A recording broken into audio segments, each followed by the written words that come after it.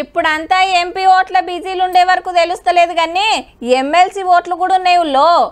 ఒక్క సీటు 3 పార్టీలు, ఇక సొంతంగా నిలబడేటోళ్ళు బొచ్చెడు మంది. మళ్ళా చదువుకున్నోళ్లకు సంబంధించిందాయే. ఎవరిని గెలిపిస్తారనేది జరంతా ఇంట్రెస్టింగ్ పాయింట్. ఇట్లా కాదు కానీ ఏ పార్టీకి వెళ్ళి ఎవరు పోటీ చేస్తున్నారో తెలుసుకొని అటెనక తతిమ ముచ్చట చెప్పుకుందాం. Right, BJP MLC ticket Premender Reddy సార్కే వచ్చింది. నల్గొండ, ఖమ్మం, వరంగల్ పట్టభద్రుల ఎమ్మెల్సీ సీట్ కు రేపు నామినేషన్ ఇస్తాడట. 2-3 పోటీకి వచ్చినా అప్పట్లో పోటీ చేసి ఓడిన ఈసారికి ఇచ్చుడే కరెక్ట్ అనిపించిందట పార్టీ పెద్దలకు.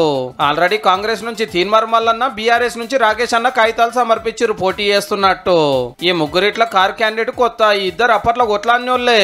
కానీ పల్లా రాజేశ్వరరెడ్డి సార్ మండలికి పోతే మొన్న అసెంబ్లీ తొవ్వదొక్కే వరకు ఆ సీట్ కాలేయిందన్నట్టు. ఈ 3 పార్టీలకెళ్లే కాకుండా ఇంకో 30 మందికి మీదనే నామినేషన్లు వేసిర్రు. ఇక 27 తారీఖు నాడు ఓట్లు. అట్లని అందరు ఇయర్లో డిగ్రీ చదివిన వాళ్ళే ఎమ్మెల్సీ ఓటుకు దరఖాస్తు పెట్టిన వాళ్ళకే ఇంకా ఇచ్చుకునే ఛాన్సు. నన్నే ఎమ్మెల్సీని చేయాలని 3 పాత జిల్లాలను గుత్తకు పట్టి తిరుగుతున్నారు ముగ్గురు కూడా.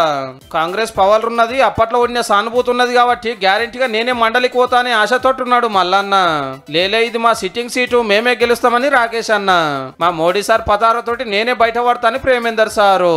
ఎవరి లెక్కలాలకు ఉన్నాయి కానీ ఎవరు ఎమ్మెల్సీ అయ్యేది వచ్చే నెల 5 తారీఖు నాడే ఇరుకైతుంది.